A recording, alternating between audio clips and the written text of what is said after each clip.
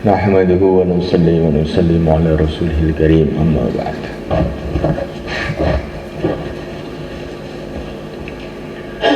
Alhamdulillah, dimalakan Allah subhanahu wa ta'ala telah memilih kita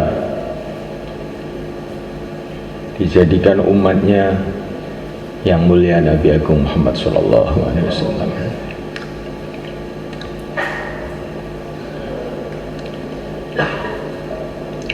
Umat ini diistimewakan oleh Allah. La tajtami'u ummati ala dhalalah.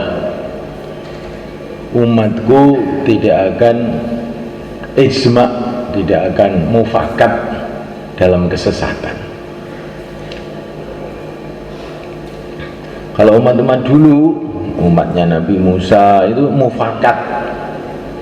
mufakat dalam kesesatan, hingga bareng-bareng sesat.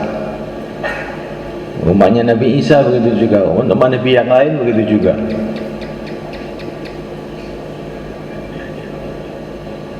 Mufakat merubah Taurat, merubah Injil, sehingga sesat itu bareng-bareng dan tidak pernah bisa lurus sebelum ada Nabi lagi yang mengingatkan mereka. Terus sesat lagi, bareng-bareng lagi. Tapi umat yang mulia Nabi Agung sallallahu alaihi wasallam ini dijamin oleh Allah nggak akan mufakat kesesatan begitu, itu enggak. Walaupun sudah tidak ada Nabi lagi, walaupun sudah tidak ada Rasul lagi setelah yang mulia Nabi Agung sallallahu alaihi wasallam, tetapi akan senantiasa terus ada orang-orang yang menjaga agama ini sampai hari kiamat.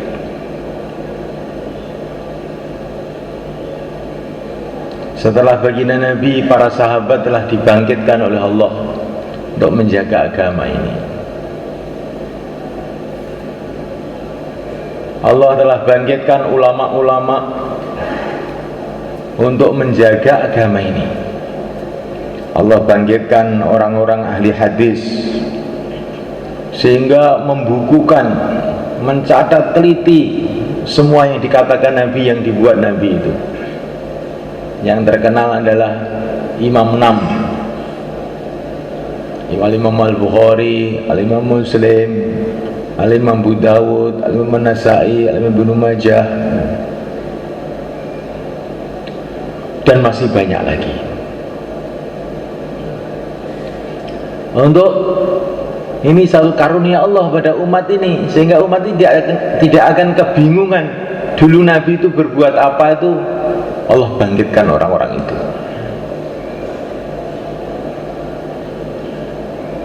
Dalam bidang hukum, dulu keputusan Nabi itu bagaimana, halal, haram, sudah ada yang mendata, begitu teliti sekali.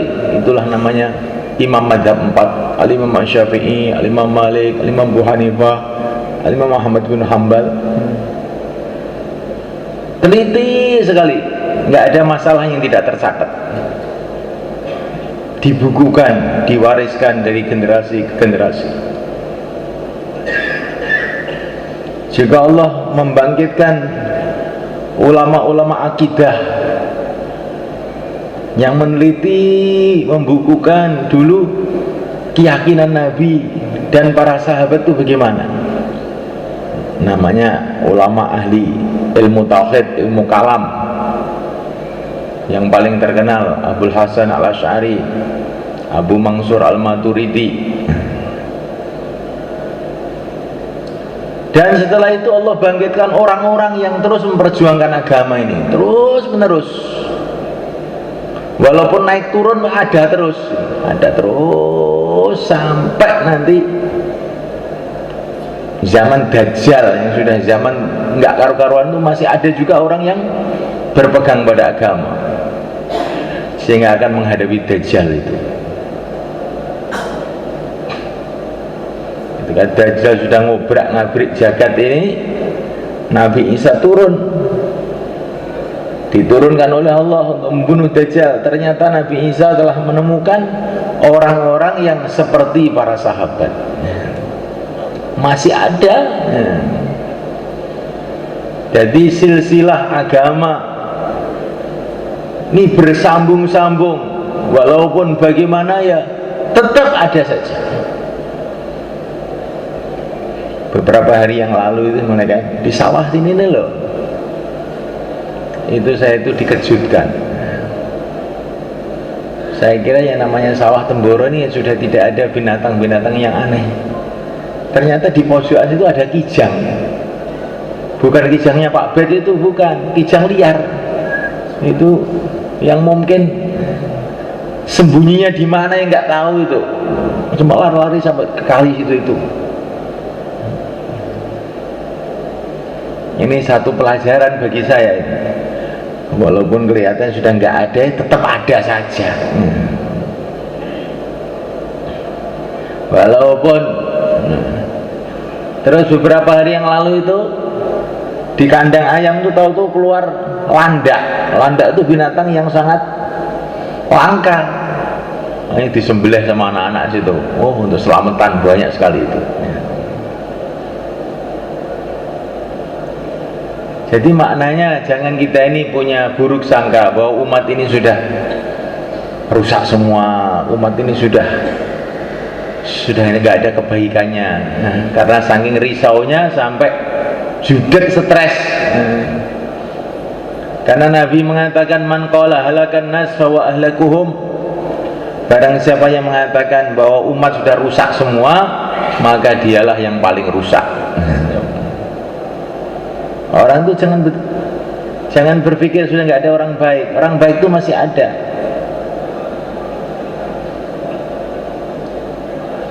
Tetapi semulaikan Allah Ta'ala sebagaimana minuman, kata para ulama itu, di situ ada gula, di situ ada air, di situ ada kopinya. Tapi karena belum diaduk, diminum itu nggak enak, pahit aja, nggak terasa manis, nggak terasa kopi. Jadi kalau sudah diudak, diaduk, masya Allah, langsung seger, ngantuk-ngantuk hilang. Begitulah umat semulaikan. Kalau kita ini nggak mau dakwah, nggak mau gerak, perasaan kita ini sudah umat ini jelek semua, nggak ada orang baik. Tapi setelah diudat, kita putar ke sana, kita putar ke sini dengan ikhlas karena Allah, nanti tiba-tiba Allah temukan intan-intan mutiara-mutiara itu ternyata bersembunyi di mana-mana. Ternyata di Inggris pun ada mutiara-mutiara. Ternyata di Thailand yang tempat maksiat seluruh alam, Bangkok itu ada mutiara-mutiara. Ternyata di Hong Kong sana ada mutiara-mutiara, ada orang-orang baik. Ternyata di NTT sana ada orang-orang baik. Kapan ini akan kita temukan? Kalau kita ini mau bergerak, maka umat ini harus bergerak. Kalau tidak bergerak nanti putus asa. Kata Maulana Said Khan, umat ini ditipu oleh setan dengan diam. Kalau sudah diam, tidak bergerak, maka lama-lama putus asa. Wis rusak kabeh dunia iki surane sing apik. Akhirnya kalau orang itu sudah putus asa bagaimana? Terus tidur. Kalau tidur sih masih baik. Kalau orang itu sudah putus asa, akhirnya malah ikut-ikut berbuat kejahatan. Mau buat baik nggak ada temannya, sudah ikut aja. Yang berbuat jahat akhirnya begitu. Maka untuk menghilangkan keputusasaan ini, umat harus bergerak terus. Kita harus bergerak terus. Di kampung kita ini ternyata masih banyak intan-intan mutiara-mutiara. Kita gerak terus, nanti Allah akan tampakkan. Sebelum bergerak, sebelum Rasulullah SAW bergerak, tampaknya Mekah ini gelap aja sudah, nggak ada kebaikan, gelap. masjidnya aja isinya berhala. Sudah nggak ada baiknya. Tapi setelah bergerak ternyata ada intan yang luar biasa, namanya Abu Bakar Siddiq radhiyallahu taala. Ada intan yang terpendam yang luar biasa, namanya Umar bin Khattab radhiyallahu taala. Ada intan mutiara yang luar biasa, Utsman ibn Affan Dzun Nurain radhiyallahu taala. Ada berlian yang luar biasa, Ali bin Abi Thalib radhiyallahu taala. Kapan itu muncul? Setelah Nabi bergerak. Itu bukan asalnya jelek jadi baik orang-orang itu semula kan. Orang tuh baik itu asli kok sebetulnya itu. Sebelum lahir itu sudah ditulis baik tidak itu. Cuman belum tampak karena belum diudek tadi itu. Insyaallah kan. Maka kita udek, umat ini kita udek. Nanti Allah akan tampakkan mutiara-mutiara itu ternyata di mana-mana. Kalau kita diam, perasaan kita jenenge wali-wali zaman biyen. Ada orang-orang soleh, ada wali-wali Allah di zaman dulu. Kalau zaman sekarang nggak ada. Itu tipuan setan masih banyak. Tapi tertutup. Karena apa? Suasana dakwah ini tidak ada. Nanti kalau suasana dakwah ini dihidupkan dengan sungguh-sungguh, Allah ketampakkan lagi itu. Dan Nabi sudah menyatakan itu wali-wali akan tetap ada sampai kiamat. Ada 40 wali yang namanya wali abdal, itu akan terus sampai ada kiamatnya, ada terus. Tapi di mana mereka itu? Terpendam. Intan-intan itu terpendam, nggak tampak lagi. Barokahnya tidak bisa nyambung kepada umat. Kenapa? Karena umat tidak nyambung dengan mereka. Ibaratnya ini, umat ini seperti jasad yang satu, tapi terpotong kakinya, terpotong tangannya. Bagaimana bisa nyambung? Darah nggak bisa ngalir. Karena apa? Pedot. Dan nanti kalau disambung lagi, di silaturahmi disambung lagi, tangan disambung lagi, kaki disambung lagi, darah mengalir lagi, maka ternyata kebaikan-kebaikan itu banyak sekali di kalangan umat ini. Maka inilah pentingnya bergerak semua malaikat. Maka semua kita bergerak semua malaikat. Baik bergerak di makomi kita maupun bergerak keluar. Nabi bergerak di makomi beliau 13 tahun di Makkah Al-Mukarramah. Selama 13 tahun itu beliau keluar cuma sekali aja ke Taif. Beliau gerak di makomi aja. Dari gerak makomi beliau ini maka muncullah orang-orang istimewa, as-sabiqunal awwalun. Ini semua hasil makomi mereka. Sayyidina Abu Bakar, Sayyidina Umar, Sayyidina Utsman, Sayyidina Ali, Bilal, Sa'ad bin Waqqas, Abu Ubaidah ibnu Jarrah, Sa'id ibnu Zaid, Abdurrahman ibnu Auf. Tokoh-tokoh sahabat itu hasil makominya Rasulullah di Mekah 13 tahun itu. Yang akhirnya dikirim ke seluruh dunia, menyebarkan agama ke seluruh dunia itu adalah orang-orang hasil makomi ini. Maka kalau orang itu nggak ada makominya, ya ini ibaratnya nggak punya sawah kok mau jual berasnya siapa? Maka makomi kita pentingkan, mulai kan, insya Allah. Ini mau wasi itu, mau wasi orang-orang setahun mau wasi hari ini. Coba kamu pikirkan, tokoh-tokoh sahabat hampir semua hasil makominya Nabi. Hampir semua, tidak 100%, tapi hampir semua. Ini yang orang Mekah. Madinah juga begitu. Madinah itu tokoh-tokohnya, tokoh 12 tokoh itu Sa'id bin Ubadah, Sa'ad bin Mu'ad, dan lain-lain sebagainya, Usaid bin Khudair, tokoh-tokoh Madinah, hampir semua juga hasil makominya Mus'ab bin Umair radhiyallahu ta'ala dengan bimbingan Rasulullah SAW. Jadi tokoh-tokoh itu semua hasil makomi itu malaikat. Hasil-hasil intikoli itu telah menyebarkan agama kemana-mana, tapi tokoh-tokohnya orang makomi. Hasil makomi tokoh-tokoh itu, baik tokoh-tokoh Mekah maupun tokoh Madinah, tokoh Muhajirin maupun tokoh Ansor.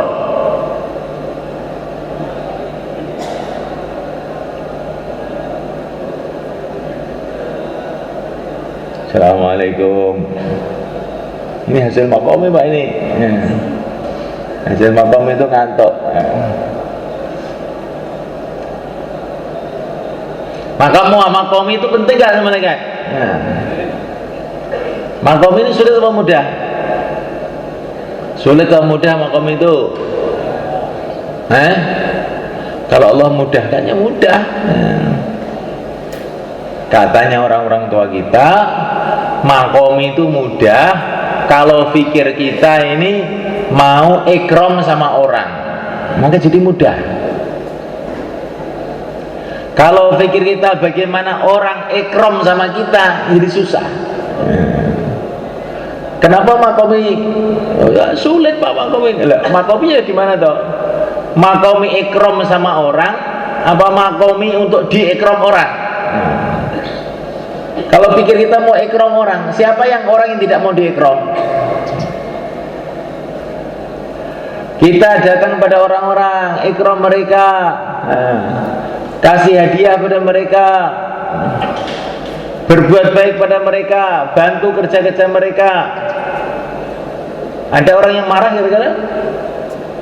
Insya Allah jarang, kecuali orang gila aja. Di Indonesia loh ini. Kalau Rasulullah berbuat baik sama orang pada marah. Ini zaman awal-awal, ini sudah mujahadahnya orang-orang dulu. Kalau kita di Indonesia ini asalkan mau buat baik aja, nggak ada orang nolak. Tapi kalau pikir kita bagaimana orang tunduk sama saya, bagaimana orang jadi santri saya, nah ini bukan kiai mau jadi ingin punya santri, ini orang pada marah. Pikir kita supaya itu mudah, ikram sama orang, ikram. Pikirnya hari-hari, saya hari ini mau ikram orang-orang saya, orang-orang tetangga saya, orang-orang masjid saya, orang kampung saya. Nanti kan makomnya mudah. Kalau pikirnya sudah ikram, hati sudah bersambung, insya Allah kerja-kerja yang lain itu mudah. Apalagi cuman waktu 4 bulan 40 hari, anaknya pun dikasihkan kalau sudah senang itu. Insya Allah malaikat. Tapi kalau nggak mau ikram, anaknya sudah dikasihkan pun ditarik lagi. Ditarik lagi. Saya tidak punya menantu kayak kamu, sumpah saya. Mana anak saya? Balikkan. Kamu pergi sana. Betul nggak malaikat? Ini kalau sudah senang, anaknya pun diserahkan. Kalau sudah tidak senang, yang sudah dikasihkan pun tarik lagi. Nah ini sudah punya anak, bagaimana ditarik lagi? Anak-anak apa? Pokoknya saya nggak senang lihat kamu itu.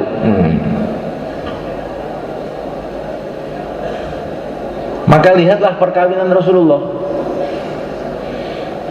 Itu mertua-mertua Rasulullah itu asal mulanya banyak yang musuh-musuhnya Rasulullah, tapi begitu dikawin anaknya sama Rasulullah, langsung mertuanya jadi orang Islam. Abu Sufyan itu nggak ada perang kecuali mesti mimpin pertempuran merangi orang Islam. Anaknya dikawin sama Rasulullah, namanya Ummu Habibah. Langsung Abu Sufyan ini sudah nggak ada semangat lagi untuk memerangi orang Islam. Lama-lama masuk Islam. Maimunah radhiyallahu ta'ala anha ini beliau ini punya saudara di Taif. Orang Taif itu dulunya itu marah terus sama Rasulullah. Setelah Maimunah dikawin, maka sudah mereda marahnya itu. Lama-lama pada masuk Islam semua. Dan banyak lagi ceritanya, ini panjang, di dalam sejarah itu panjang. Jadi Rasulullah itu saking akhlaknya, saking baiknya itu loh, musuh-musuhnya itu terus jadi teman. Wa idzal ladzi bainaka wa bainahu adawatun ka'annahu waliyyun hamim. Tiba-tiba orang yang bermusuhan jadi teman setia. Ini kalau dakwah itu tertib dengan akhlak yang baik. Kalau tidak dengan tertib dan akhlak yang baik, tiba-tiba teman jadi musuh. Temannya malah jadi musuh. Makanya kalau dakwah tahu-tahu ada berantem, oh ini mesti ada yang tidak tertib. Kalau tertib, musuh jadi teman. Kalau nggak tertib, teman jadi musuh. Kalau tertib, beras jadi nasi, enak dimakan. Kalau nggak tertib, gosong jadi arang, nggak bisa dimakan. Insyaallah kan?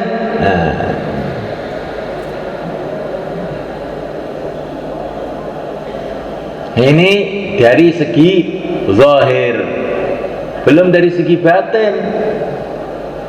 Seorang sahabat datang kepada Nabi, ya Rasulullah, saya itu punya sanak famili, saya sudah baiki saja, tapi dia ini malah berbuat jahat sama saya.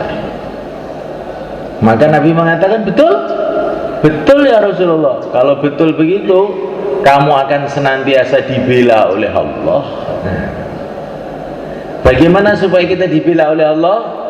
Kalau orang-orang berbuat jahat, kita ganti berbuat baik, kita akan dibela oleh Allah. Tapi kalau kita ini sikapnya, kalau orang berbuat jahat kepada kita, kita ganti berbuat jahat, maka nanti saqatat min ainillah, kita akan jatuh dari pandangan Allah, masuk oleh Allah, nggak akan digubris lagi.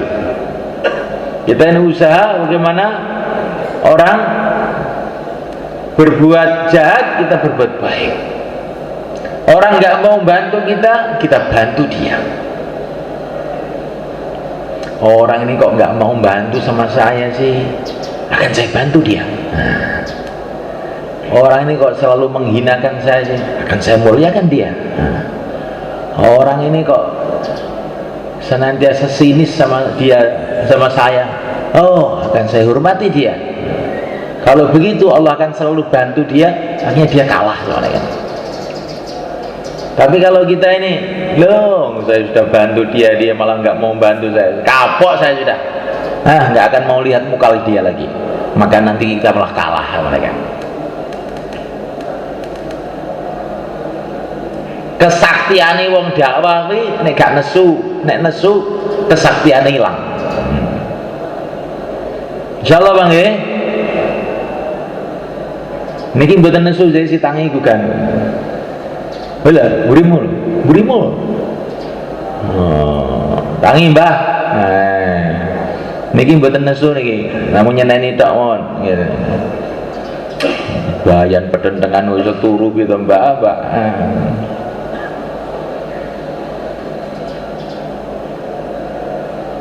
Ini perkara penting oleh kan.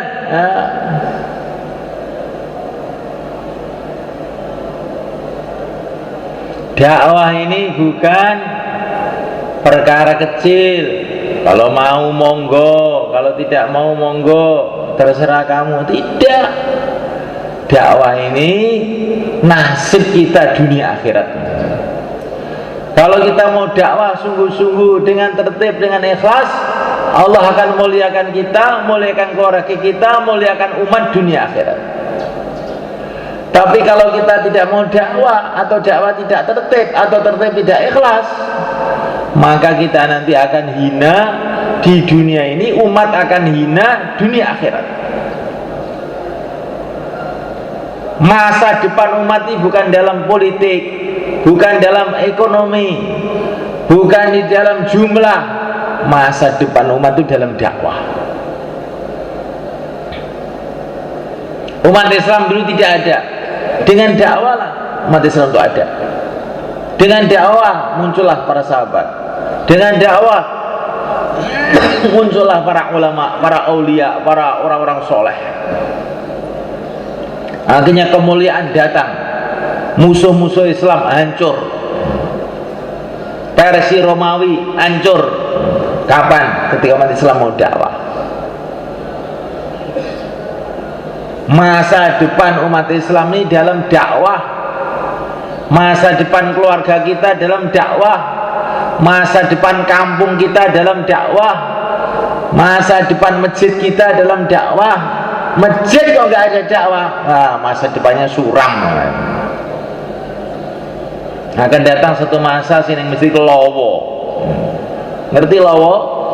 Lowo ki kelelawar. Kelelawar ki apa? Kalong terus saya wong entek.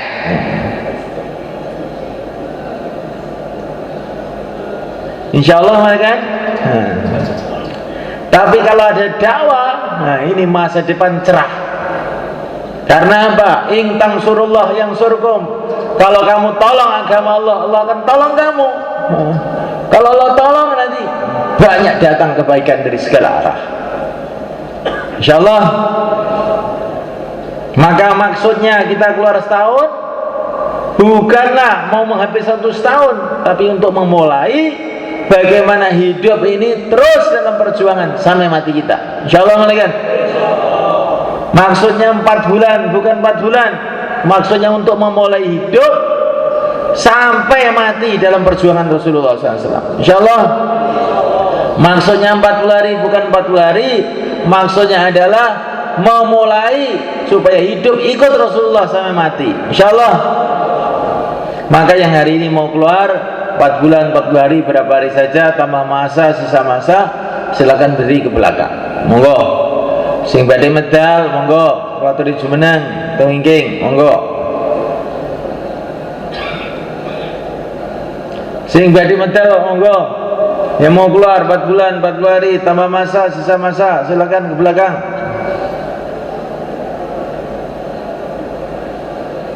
Sekarang mudzakarah 33 44. Saling taskil. Walaupun sudah mau wafsi pun taskil lagi.